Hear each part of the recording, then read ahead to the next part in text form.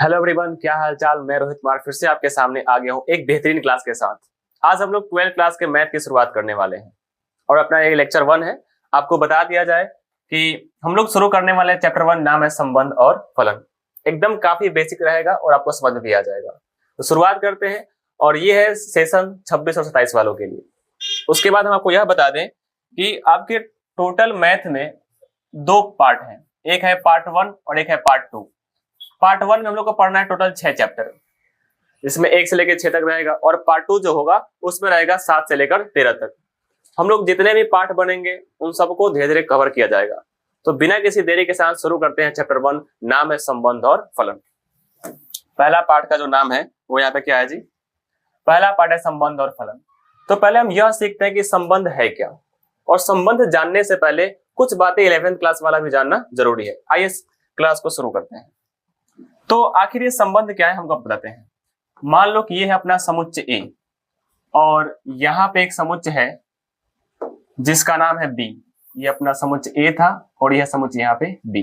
कुछ अवयव लेते हैं, जैसे यहाँ के है 1 2 3 4 और यहाँ पे है 5 10 20 और एक और लेते हैं, बस इतना है। और एक यहाँ पे 7 ही रहता है। हमारे पास 2 समुच्चय है A और एक समुच्चय है B, और हम यहाँ लिख दिए हैं कि A से B में R कोई संबंध है। हमें नहीं पता कि कौन सा संबंध है, हम आपको यह सिखा रहे हैं कि संबंध लिखने का तरीका क्या है। और यहाँ क्या किया गया कि 1 का कनेक्शन कर दिया 5 के साथ, 2 का कनेक्शन कर दिया 10 के साथ और 4 कर दिया यहाँ पे 20 के साथ। तो A से B में संबंध कैसे लिखते हैं वो सिखाते हैं। तो वो होता है R बराबर, R का मतलब रिलेशन, रिलेशन मतलब कि संबंध। तो संबंध को जनरली लिखा जाता है R से। तो यहाँ 1 का जो संबंध है किसके साथ है सर? 5 के साथ है, तो 1,5। अगला 2 का संबंध है 10 के साथ, 2,10। अगला 4 का संबंध है 20 के साथ, तो 4,20। मतलब जितने भी अवयव है ना उन सबको एक मझले कोष्ठ में कॉमा लगाकर लिख दिया जाए। ये संबंध का निरूपण है कि 2 समुच्चों में संबंध ऐसे लिखते हैं। और 11th क्लास में आपको ये पढ़ना था, ये समुच्चय लिखने की एक विधि है, जिसे हम लोग कहते हैं कौन सी विधि सर? ये है रोस्टर विधि, है ना। ये कौन सी विधि है? रोस्टर विधि। तो यहां से आपको यह समझ में आ गया कि 2 समुच्चयों में संबंध कैसे लिखा जाए और यह समुच्चय निर्माण की कौन सी विधि है। एक और विधि होती है जिसे हम लोग कहते हैं समुच्चय निर्माण की विधि। तो बाद में जानेंगे, पहले एक बात और बता दें आपको, थोड़ा सा आगे बढ़ते हैं। अगला पॉइंट क्या है? कोई बात ना, इधर लिख देते हैं। अगला बात है, देखना क्या, जो यहाँ पहले वाले हैं ना इन सबको कहा जाता है x, ठीक है। इधर वाले को बोलते हैं हम लोग y। अब x y के अलावा a b भी आ सकते हैं, s t भी आ सकते हैं, पर साधारणतः जितने क्वेश्चन बनेंगे, जितने प्रश्न बनेंगे उसमें इधर वाले को हम लोग x कहा जाएगा, इधर वाले को y कहा जाएगा। अब इसमें थोड़ा बात जानना है, 3 बात आप लोगों को, प्रांत, सहप्रांत और परिसर। हम वो आपको बता देते हैं। कौन कौन सा बात जानना है जी? प्रांत, सहप्रांत और परिसर। आइए उस बात को समझते हैं। पहला पॉइंट है कि सर ये प्रांत क्या होता है, दूसरा है कि सर ये सहप्रांत क्या होता है, और तीसरा ये परिसर क्या होता है। तीनों आसान बात है पर जानना काफी जरूरी है क्योंकि ये बहुत मदद करने वाले हैं आगे प्रश्नावलियों में। तो ए में जितने भी अवयव है ना, ए में जितने भी अवयव है जिनका प्रतिबिंब इधर बन रहा है उन सबको प्रांत कहा जाएगा। आप खुद देख लो ना कि सर यहाँ 1 का प्रतिबिंब 5 से बन रहा है, 2 का प्रतिबिंब 10 के साथ बन रहा है, तो किसका प्रतिबिंब बन रहा है? 1 2 और 4 का। तो प्रांत में क्या क्या आएगा? प्रांत में आ जाएगा 1 2 और 4, वो भी किस कोष्ठ के अंदर? मझले कोष्ठ के अंदर। उम्मीद है समझ गए होंगे। जो y होते हैं ना, y के सभी मान को कहते हैं सहप्रांत। तो सहप्रांत का आंसर क्या होगा? बिल्कुल कौन सा हो जाएगा? 5 10 20 और 7। तो सहप्रांत में हम लिख सकते हैं 5 10 20 और 7। उम्मीद है समझ गए होंगे। लेकिन परिसर का मतलब होता है कि y के केवल वही अवयव जिनका पूरा प्रतिबिंब मिल जाए। तो ऐसे कौन कौन से अवयव है जिनका प्रतिबिंब मिल रहा है? 5 10 और 20। तो इसके आंसर हो जाएंगे 5 10 और 20। कोई दिक्कत यहां तक नहीं हुआ होगा। अब थोड़ा सा आगे बढ़ते हैं।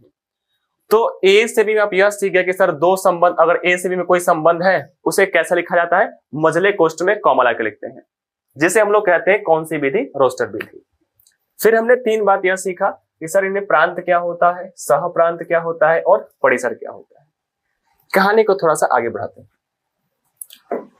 जैसे हम यहाँ कहें कि एक समुच्चय ए है और उसमें अवयव है 1 2 3, ठीक है, और एक बी समुच्चय है जिसमें अवयव है 4 8, बस 2 अवयव है 4 और 8। तो अब इनमें संबंध निकालते हैं कि सर यहां हो गया सेट ए और ये हो गया सेट बी। इसमें है 1 2 3, इसमें है 4 और 8। हमने लिखा कि 1 का संबंध है 4 के साथ और 2 का संबंध है 8 के साथ। तो इसे कैसे लिखेंगे संबंध के द्वारा? सर लिखेंगे आर बराबर, अब आप बताओ कि ये जो संबंध है किनके बीच में है? ए और बी के बीच में। तो ये जो संबंध है वो ए से बी में है, संबंध ए से बी में, तो लिखा जाएगा आर सच दैट संबंध इस प्रकार है। किस प्रकार है जी? ए से कहां पे है? बी में। तो संबंध को एक ऐसे भी लिखा जाता है, आपको ज्यादातर प्रश्न में ऐसा मिलेगा। यह बता रहा है कि जो संबंध है वो ए से कहा गया है? बी में गया है। निरूपण कैसे करेंगे? अभी सिखाए थे कि सर आर लिख दिया जाएगा और इसमें क्या क्या आएंगे? 1 का संबंध है 4 के साथ, 2 का संबंध है 8 के साथ, ये हो गए संबंध। अगर बात किया जाए प्रांत का, आपको वह भी समझ में आ जाएगा यहाँ पे, और सह प्रांत तीसरा है यहाँ पे परिसर। तो आप बताएं जरा प्रांत का मान कितना है? अगर आप सही से देख पा रहे हो तो प्रांत मतलब जो x का वह मान जिसका प्रतिबिंब बने, तो इसमें तो केवल 2 ही अवयव है, तो प्रांत का मान हो जाएगा 1 और 2। लेकिन बात करें सह प्रांत y की सभी वैल्यू, तो कौन कौन सी हो जाएंगे? सर 4 और हो जाएंगी 8। पर परिसर किसे कहते हैं? y का वह मान जिसका पूर्व प्रतिबिंब मिले, तो इसमें तो दोनों का प्रतिबिंब मिल रहा है, तो दोनों आंसर हो जाएंगे। कितने हो जाएंगे? 4, 8। उम्मीद है यहां तक के बाद में आपको कोई दिक्कत नहीं हुई होगी। अब संबंध का एक्चुअल में परिभाषा क्या है, हम आपको वो बता देते हैं कि सर ये सब तो हम लोग सीख गए कि चलो ऐसा कहानी है, लेकिन संबंध का परिभाषा क्या हुआ वो आपको बता देते हैं थोड़ा सा। तो हम लिखते हैं फिर संबंध का परिभाषा, है ना? क्या है संबंध का परिभाषा? इसको साइड में कर दिया जाए। अब देखो क्या है संबंध की परिभाषा, देखना। संबंध कहेंगे किसे? संबंध अगर हमें एक समुच्चय मान लो कि ए दिया गया है, तो ऐसा कहेंगे ना कि हमें एक समुच्चय ए पता है, इसमें मान लो कि 2 अवयव हैं ए कॉमा बी, तो हम संबंध कैसे कहेंगे वो लिखते हैं। ए से ए में, ए से ए में आर कोई संबंध, आर कोई संबंध तब कहलाएगा, तब कहलाता है जब जो आर है वो सबसेट हो जाए ए क्रॉस ए के। ये बड़ी इंटरेस्टिंग बात लिखे हैं यहाँ पे, R subset A cross A. आप A cross A 11th class में सीखोगे, हम थोड़ा सा आपको वो बता देते हैं कैसे निकालते हैं A cross A. Sir A cross A कैसे निकाला जाए? तो यहाँ देख सकते हो ए का मान है ए कॉमा बी, तो लिख दो ए कॉमा बी, क्रॉस यहां भी आ जाएंगे ए कॉमा बी, ठीक है। क्रॉस करने का मतलब कि इस ए का क्रॉस इन दोनों के साथ और बी का क्रॉस इन दोनों के साथ मजले कोष्ठ में लिख दिया जाए, तो कितने हो जाएंगे यहाँ पे? सर ए का क्रॉस किए ए के साथ, अगला ए का यहाँ बी के साथ, नेक्स्ट बी का ए के साथ और बी का बी के साथ। तो ये जो भी मजले कोष्ठ के अंदर लिखा गए कॉमा लगाकर, ये हो गया ए क्रॉस ए। उम्मीद है आपको ए क्रॉस ए निकालना समझ में आ गया होगा। तो ऐसे ही आप ए क्रॉस ए निकालो, 2 समुच्चय हो जाए तो ए क्रॉस बी निकालो, ये निकालना आसान है। आगे बढ़ेंगे। तो संबंध कब कहते हैं? जब उस संबंध का मान अगर इस ए क्रॉस ए में से मिल रहा है तो कहा जाएगा कि ए में कोई संबंध है। पर इंटरेस्टिंग बात तो यह है कि सर संबंध कौन सा है? एक्चुअल में 1.1 में हमें पढ़ना है संबंध के प्रकार के बारे में। तो उधर बढ़ने से पहले एक आपको हम और बात बता दें, क्योंकि हम लोग यहां सीखे थे, अगर पिछला पेज में आए तो हमने अभी किया था समुच्चय निर्माण की विधि। एक तो हम लोग रोस्टर विधि पढ़ लिए थे। ये ऑन क्यों नहीं हो रहा? कुछ तो है यार, 1 मिनट रुकना जरा। चलो हम बता ही देते हैं, तो नहीं खुल रहा है वो। एक पढ़े थे रोस्टर विधि कि सर अगर किसी भी समुच्चय को मझले कोष्ठ में लिख दिया जाए कॉमा लगाकर, तो वो कौन सी विधि कहलाती है? वो रोस्टर विधि कहलाती है। अब समझते हैं कि सर ये समुच्चय निर्माण की विधि क्या है। देखो कैसे होगा, जैसे यहाँ दिखाई भी थे आप लोगों को कि ये जो कौन सी विधि है सर, ये रोस्टर विधि है। यही करते हैं क्लियर ना, समुच्चय निर्माण की विधि यहीं पर लेते हैं। दूसरी विधि कौन सी है? ये दूसरी विधि बता रहे हैं। तो 2 नंबर कौन से हो जाएंगे देखना। उसमें ना r बराबर लिखा जाता है कि इन सभी अवयवों को x और y मान लिए जाते हैं। तो क्या लिखा जाएगा? r बराबर x, y सच दैट, इसे हम लोग पढ़ते हैं सच दैट। इसका हिंदी होता है इस प्रकार है। x और y कैसे है कि सर जितने भी y वाले हैं ना, वो इनका 5 गुना है। अगर सही में देखा जाए, देख लो, 1 का 5 गुना 5, 2 का 5 गुना 10, 4 का 5 गुना 20। तो क्या लिखा जाएगा यहाँ पे कि सर यहाँ जो y है ना, y वो 5 गुना है किसका? x का। और क्या लिखा जाएगा यहाँ पे? और लिखा जाएगा यहाँ पे नेक्स्ट बात कि इसका मान कौन कौन सा बताइए। इसमें और लिखा जाएगा कि सर y बराबर 5x तो है, साथ ही x जो है वो बिलोंग्स टू, x कहां से है? a से लिए गए हैं, और y जो है वो बिलोंग्स टू b है। ये रखा जाएगा मझले कोष्ठ के अंदर। तो ये जो अभी लिखा गया ना, इसे हम लोग कहते हैं कौन सी विधि? इसे हम लोग कहते हैं समुच्चय निर्माण की विधि। इसे कहेंगे समुच्चय निर्माण। कैसे लिखा गया? समुच्चय निर्माण की विधि, समुच्चय निर्माण की विधि। उम्मीद है आपको दोनों विधियां समझ में आ गई होंगी। तो चलिए बिना किसी देरी के साथ अब शुरू करते हैं संबंधों के प्रकार।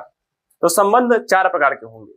अगर आप 3 प्रकार सीख जाते हैं तो चौथा अपने आप सीख जाओगे। तो चलिए शुरुआत करते हैं संबंध के प्रकार। तो अगला जो टॉपिक बन रहा है हम लोग का, संबंध का प्रकार। संबंध का प्रकार। तो अभी हमने क्या बताया कि सर संबंध जो होते हैं कुल 4 प्रकार के होते हैं। कौन कौन से? पहला संबंध का नाम है स्वतुल्य संबंध। पहला जो टाइप बनेगा वो कौन सा होगा? स्वतुल्य संबंध। अब ये क्या है स्वतुल्य संबंध? पहले वो जानते फिर आगे बढ़ेंगे। देखो, स्व का मतलब क्या होता है? स्व का मतलब होता है खुद, और तुल्य का मतलब होता है बराबर, जो खुद के बराबर हो। ऐसा संबंध जिसमें खुद ही कोई संख्या दिखाई देती, जैसे कहें 3 का संबंध 3 के साथ। आप पहले वैसे ना समझ के ना ऐसा समझो एकदम लोकल लैंग्वेज में। हम कहें कि मान लो कि इधर भी समोसा इधर भी समोसा, तो दोनों समोसा है, समोसा का संबंध समोसा के साथ, वो क्या कहलाएंगे? वो स्वतंत्र संबंध कहलाएंगे। हम लिखे यहाँ पे कि पूरी, और इसी के बगल में आ गया पूरी, तो दोनों तो स्वयं है ना, तो पूरी का संबंध पूरी के साथ क्या कहलाएंगे? स्वतुल्य संबंध। हालांकि एग्जाम में पूरी बुरी नहीं आएगा, पर हमारे समझने के लिए है। हम कहें कि दही है तो इधर भी दही आ जाएगा, तो इधर भी क्या चाहिए? दही ही चाहिए। अगर दोनों जगह दही बा तो क्या कहलाई? स्वतुल्य संबंध कहलाई। बात बुझा गई। तो स्वतुल्य के मतलब क्या होला? यहाँ लिखल जाए स्वतुल्य संबंध में कि a, a अगर बिलोंग्स टू r है, साथ ही फॉर ऑल a जो है वो बिलोंग्स टू रियल नंबर, तो हम कहेंगे वो कौन संबंध है? स्वतुल्य संबंध। अब यहाँ एक नया वर्ड ऐसा आया होगा, इसका मतलब क्या है फिर आगे बताएंगे। दूसरा पढ़ते हैं जिसका नाम है सम्मित संबंध। सम्मित संबंध। अब ये क्या है सम्मित संबंध, हम आपको वो बताते हैं। तो स्वतुल्य का मतलब खुद का संबंध खुद के साथ, सम्मित थोड़ा सा अलग है। सम्मित मतलब ना उल्टा खोजेगा, 1 का संबंध 2 से तो वो खोजेंगे हम 2 का संबंध 1 से। ऐसे मत समझो। हम ऐसे कहें कि दाल का संबंध अगर दिया है मान लो भात के साथ, तो हमें क्या खोजना पड़ेगा? भात का संबंध दाल के साथ। यही तो सम्मित संबंध है ना। अगर दाल का संबंध भात से दिया है तो हम क्या खोजेंगे? भात का संबंध दाल से। मतलब सीधा का उल्टा खोजो। अगर वो दोनों उसमें है तो क्या कहलाएंगे? तो वो कहलाएंगे सम्मित संबंध। हम कहें कि दही का संबंध चिवड़ा के साथ, अगर दही चूड़ा है तो हम क्या खोजेंगे? इसके उल्टा, चिवड़ा के संबंध दही के साथ। अगर वो भी मिल जाएगा इस रियल नंबर में, सॉरी इस संबंध में, तो कहेंगे वो कौन संबंध है? स्वतुल्य। अगर हम कहें नॉनवेज में मुर्गा के संबंध भात से तो क्या चाहिए? भात के संबंध मुर्गा से, तो वो का कहलाई? सम्मित संबंध। लेकिन हमने के तो एग्जाम में मुर्गा भात लिखा ही ना, तो कैसे लिखल जाए? आओ बताओ। तो सम्मित के मतलब होखेला कि अगर ए के संबंध बी से देवल बा तो हम चेक करें यहाँ बी के संबंध ए से। अगर ये दोनों बिलोंग्स टू आर है, मतलब उस संबंध में है, तो हम कहेंगे वो कौन संबंध है? सर वो संबंध है सम्मित संबंध। बात समझ गए होंगे। थोड़ा आगे बढ़ते हैं तीसरा। अभी चिंता मत करना, इन सब का कुछ क्वेश्चन भी करवाएंगे, धीरे धीरे क्लियर किया जाएगा। तीसरा है सर संक्रामक। तीसरा कौन सा है बच्चों? सर तीसरा है संक्रामक संबंध। ये थोड़ा सा पेचीदा है। ऐसा क्यों कह रहे हैं? क्योंकि जनरली बच्चों को समझ में आता भी नहीं, और किताब भी कुछ अजीबोगरीब उदाहरण दे देता है। आइए हम समझाते कैसे। देखो संक्रामक का मतलब पहले क्या है, इसमें तीन चीज आएंगे। हम कहें ए का संबंध बी से, अगर है A comma B belongs to R है, इसके साथ बी कॉमा सी ये भी बिलोंग्स टू आर है, ऐसा दो चीज दिया रहेगा। A comma B belongs to R, B comma C belongs to R. अगर इतना है तो हम चेक करते हैं। तो हम चेक क्या करेंगे, इन दोनों को खत्म कर दो बी को, तो बचेगा ए कॉमा सी। तो हम चेक करते हैं क्या ए कॉमा सी भी बिलोंग्स टू आर है क्या। अगर मिलेगा तो कहेंगे संक्रामक। आप नहीं समझे ना? फिर एक देते हैं थोड़ा सा एकदम साधारण सा उदाहरण। जैसे हम कहें कि मान लो कि मुखिया जी का नाम सुने होंगे आप लोग, तो हम वही ले लेते हैं ना कि अगर हम कहें कि मुखिया का अगर संबंध जो है, मतलब जान पहचान विधायक से हो जाए, मुखिया की पहचान कौन से हो जाए? विधायक से। और फिर यहाँ लिख दी कि विधायक के जो संबंध बा तो उनकी केकरा से हो जाए, मान लीजिए कि डीएम से हो जाए। तो संक्रामक के मतलब होला कि फैल जाए ना, एक व्यक्ति से दूसरा, दूसरा से तीसरा। तो अगर मुखिया की पहचान कौन से हो गई? विधायक से। अब विधायक के पहचान कौन से हो गई? डीएम से। तो हमने क्या कर लिए, ये दोनों आदमी के निपटा दिए। निपटाने का मतलब खत्म करना नहीं, इनको हटा दिया जाएगा। तो यहाँ अगर मुखिया के संबंध कौन से मिल जाए? डीएम से, तो कहल जाए कि कौन संबंध बाटे हो? संक्रामक। अगर ये दोनों रही तो हम चेक करें कि का मुखिया जी डीएम के साथ चाय पियो तनी कि ना। अगर ये दोनों आदमी चाय पिया था मतलब का बा? संक्रामक बा ना। तो मैंने पहला के संबंध दूसरा से, दूसरा के संबंध तीसरा से, तो हम चेक करें पहला के संबंध तीसरा से। अगर ये तीनों मिल जाता तो कहल जाए कि ये कौन संबंध बाटे? संक्रामक संबंध। ऐसा कब कहा जाएगा? जब ए का संबंध बी से और बी का संबंध सी से हो, तो ऐसा चेक करते हैं। लेकिन सुनना, अगर लेकिन ए का संबंध बी से दिया जाए और ऐसा कुछ दिया ही नहीं जाए, तो उस अवस्था में भी यह कौन संबंध होगा? संक्रामक संबंध।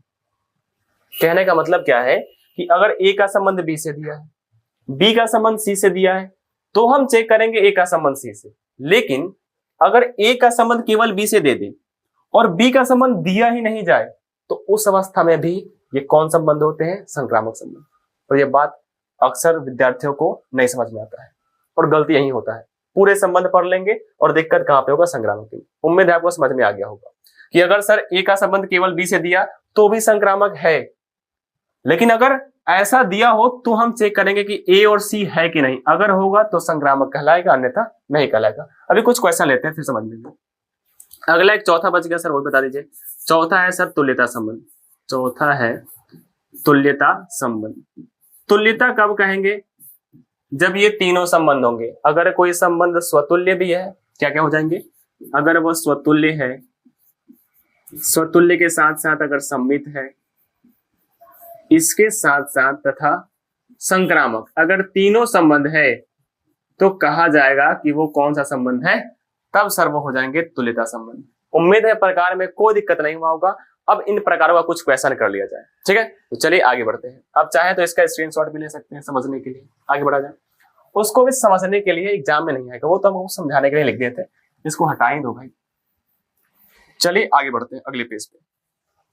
तो यहाँ पे मान लो कि मेरे पास एक समुच्चय ए है जिसमें 6, 7, 8 और एक संबंध है, और ये जो संबंध है ना आर, वो सच दैट ए से ए में है।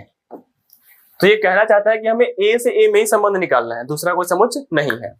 और वो संबंध ऐसा कुछ है, मान लो कि पहला क्वेश्चन है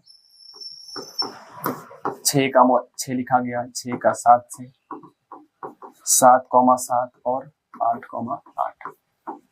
हम यहाँ कुछ प्रश्न बनाते हैं, फिर आपसे पूछेंगे ये कौन कौन से संबंध हैं।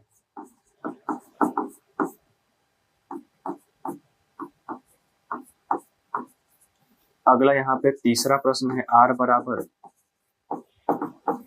7,7 और 7,8। 3 प्रश्न है। अब आगे बढ़ते हैं, एक और लेते हैं, चौथा प्रश्न ले लेते हैं। जब सब प्रश्न हो ही रहा है तो चौथा भी हो जाए। 7 का संबंध 8 से, 8 का संबंध 7 से और 8 का संबंध 8 से, 7 का संबंध 7 से। आपसे यह प्रश्न पूछा गया कि आप बताओ इनमें से कौन कौन जो है संबंध है। अब हमें संबंध का प्रकार जानना है, तो पहला चेक करते हैं स्वतुल्य। इसमें केवल ए के बारे में चर्चा हो रहा है, तो ए में कौन कौन से अवयव है सर? इसमें अवयव है 6, 7 और 8। तो स्वतुल्य कब कहलाएगा? जब खुद का संबंध खुद के साथ हो जाए। तो जब इसमें 6, 7, 8 है ना, तो 6 का संबंध 6 के साथ, 7 का संबंध 7 के साथ और 8 का संबंध 8 के साथ। यही है फॉर ऑल ए।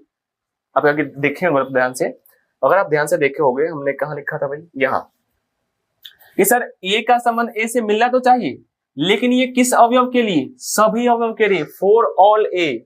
मतलब इस अवयव में, ये जो अवयव था ना, इसमें जितने भी अवयव है ना, उन सब के लिए यह नियम लागू होना चाहिए। तो आओ फिर चेक कर लिया जाए। सर यहाँ 6 है तो 6 का संबंध 6 के साथ दिया है, अच्छी बात है।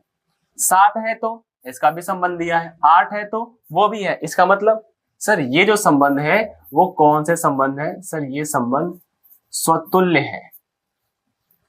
ठीक है, आगे बढ़ते हैं। स्वतुल्य है, लगा लो कि स्वतुल्य है। तो ये पहला चेक हो, स्वतुल्य तो है।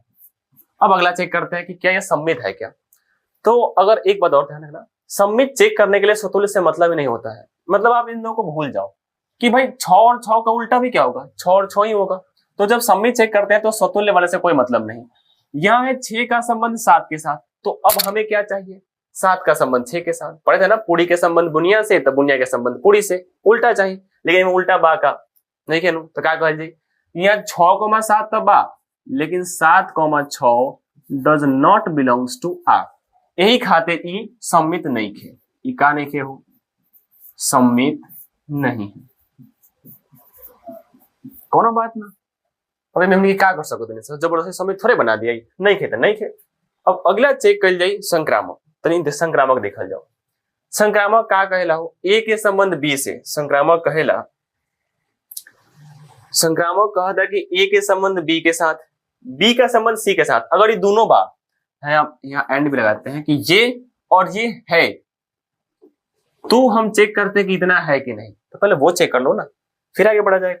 तो यहाँ देखते हैं पहला कि सर यहाँ जब भी आगे जांच करना है तो हमें ना तो मतलब स्वतुल्य वैसे तो मतलब है ही नहीं। तो 6 का संबंध 7 से है, क्या 7 का संबंध कहीं और किसी के साथ है क्या? नहीं, इससे तो मतलब ही नहीं है ना। तो 6 का संबंध 7 के साथ और 7 का संबंध है ही नहीं, इसका मतलब ये संक्रामक है ना, समझे ना। अगर इसका संबंध किसी और के साथ होता तो चेक करते, लेकिन नहीं है, तो क्या होगा कि सर ये संक्रामक है। ये जो संबंध है वो संक्रामक है, संक्रामक। अब किसी किसी किताब में सब बात नहीं लिखा हुआ है, तो इसके लिए हम जिम्मेदार नहीं है भाई। पर आप याद रखना कि अगर केवल यही दिया गया है तो संक्रामक होगा। आगे बढ़ते हैं, जरा ये देखना।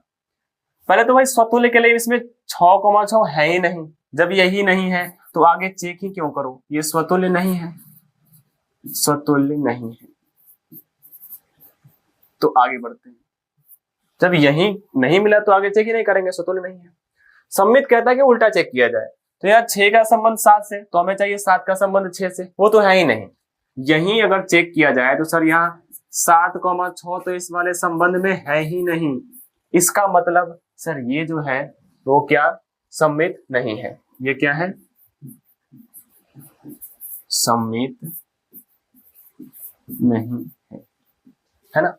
आगे बढ़ा जाए। अब देखना नेक्स्ट, संक्रामक खोजा जाए। तो संक्रामक क्या बोलता है कि 6 का संबंध 7 के साथ है ना। संक्रामक बोलता है कि पहला का संबंध दूसरा के साथ, फिर चेक करेंगे दूसरा का तीसरा के साथ। तो यहाँ 6 का संबंध 7 के साथ तो है, 7 का संबंध 8 के साथ भी, तो हम चेक करेंगे इन दोनों को खत्म करके पहला का संबंध तीसरा से। क्या 6,8 है क्या? नहीं है। जब ये नहीं मिला, इसका साफ साफ मतलब है संक्रामक संबंध नहीं है। तो यहाँ क्या लिखा जाएगा कि सर ये जो है वो संक्रामक भी नहीं है, संक्रामक नहीं है। ठीक है, आगे बढ़ा जाए। चलो अगला प्रश्न है 7,7 और 7,8। पर स्वतुल्य का मतलब केवल एक थोड़ी मिलना चाहिए, सभी मिलना चाहिए, फॉर ऑल ए, सभी के लिए। पर यहाँ सभी के लिए तो है ही नहीं ना, ये केवल 7,7 दिया है, मतलब स्वतुल्य नहीं है। तो क्या लिखा जाएगा? सर ये जो है वो स्वतुल्य नहीं है ना जी, स्वतुल्य नहीं है। आगे बढ़ सकते हैं। अगला सम्मित चेक किया जाए। इसमें चेक नहीं करेंगे, 7 का संबंध 8 से, तो क्या चाहिए? 8 का संबंध 7 से। सर ये सम्मित भी नहीं है। अब लग रहा है कि आपको समझ में थोड़ा थोड़ा आ रहा है कि हाँ, पहला का संबंध दूसरा से, तो चेक करेंगे दूसरा का संबंध पहला से, सम्मित भी नहीं है। अब चेक करो क्या ये संक्रामक है क्या? 7 का संबंध 8 से, अब 8 का संबंध तो दिया ही नहीं है, इसका मतलब क्या हुआ? संक्रामक है। यही नया बात था। संक्रामक में चेक करते हैं जब पहला का दूसरा, दूसरा का तीसरा, तो हम चेक करेंगे पहला तीसरा, पर यहां तो आगे बात बना ही नहीं, इसका मतलब संक्रामक है। तो क्या लिखा जाएगा कि सर ये वाला जो संबंध है वो संक्रामक है। उम्मीद है आपको ये बात समझ में आया होगा। बस एक प्रश्न और है, देखो जरा, ये बताओ आप, कौन सा इसमें 7,7 है, 8,8 है, पर कमी किसका है? 6,6 का कमी है, मतलब ये स्वतुल्य नहीं। उम्मीद बा कि धीरे धीरे बुझात हुई। अगला चेक कर जाओ अगर, तो अगला बात का बा हो, बात बा सम्मित संबंध के। तो 7 के संबंध 8 से बटे, और ले भैया ये तो 2-2 लिखा गया है, कोई बात नहीं, इसको थोड़ा सा उल्टा करते हैं कि एक काम करते हैं, 8 को इधर बुला लेते हैं, 7 को इधर कर देते हैं। अब ठीक है, 7 का संबंध 8 से और 8 का संबंध 7 से, ये दोनों मिल गए, तो ये वाला जो है ना, ये दोनों चूंकि मिल चुका है, तो 7,8 पास हो चुका। अब चेक करो, 8 का संबंध 7 से और 7 का संबंध 8 से, ये भी मिल गया। जब ये इसमें चेक हम लोग करेंगे नहीं, इसका मतलब सर ये सम्मित है, ये जो है सम्मित है। अगला चेक करेंगे संक्रामक। तो देखो संक्रामक में 7 का संबंध 8 से, 8 का संबंध 7 से, तो हमें खोजना है 7 का संबंध 7 से। सर वो है, तो अब मत कह देना कि संक्रामक है। इस अवस्था में केवल ये वाला जो पहला वाला टर्म था ना, पहला वाला टर्म ये पास हुआ कि 7,8 के लिए संक्रामक है। अब चेक करेंगे 8,7 के लिए। समझना ध्यान से, ये बड़ी खूंखार चीज है ये। 8 का संबंध 7 से है, तो अब चेक करो क्या 7 का संबंध किसी और से है क्या? बिल्कुल यही है, 7 का संबंध 8 से है, तो यहां मिल गया 8,7, और क्या मिल गया सर? ये मिल गया 7,8। तो इनको खत्म कर दो, क्या 8,8 भी है क्या? बिल्कुल है, ये वाला भी पास कर गया। और स्वतुल्य में तो चेक करते भी नहीं है, तो कह सकते हैं कि सर ये क्या है? संक्रामक है, संक्रामक है। तो ये रहा स्वतुल्य, सम्मित और संक्रामक के लिए कुछ क्वेश्चन। उम्मीद है आपको समझ में जरूर आया होगा। तो अगले क्लास में हम लोग जब क्लास शुरू किया जाएगा तो पढ़ेंगे इसके कुछ प्रश्नावली या कुछ और उदाहरण के बारे में। तो यह वीडियो आपको कैसा लगा एक बार कमेंट में जरूर बताना। और हाँ, आपके लिए भी कुछ क्वेश्चन है, घर पे एक बार ट्राई करना। एक प्रश्न देते हैं आप लोगों को बनाने के लिए। वो प्रश्न है, समुच्चय बी का मान दिया है 6, 7, 8, और ये जो संबंध है वो दिया गया है बी से डी में, और r बराबर लिखा हुआ है 6,6, 6,7। सेम प्रश्न तो नहीं हो गया ना? इसके पहले वाला भी यही था क्या?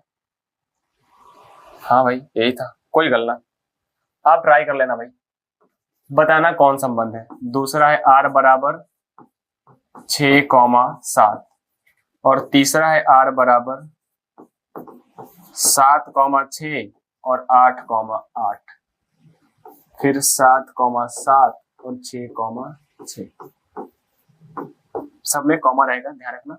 इधर भी लग गया। इन तीनों को एक बार ट्राई करना, फिर मिलेंगे एक छोटे से ब्रेक के बाद अगले एपिसोड में। तब तक के लिए धन्यवाद।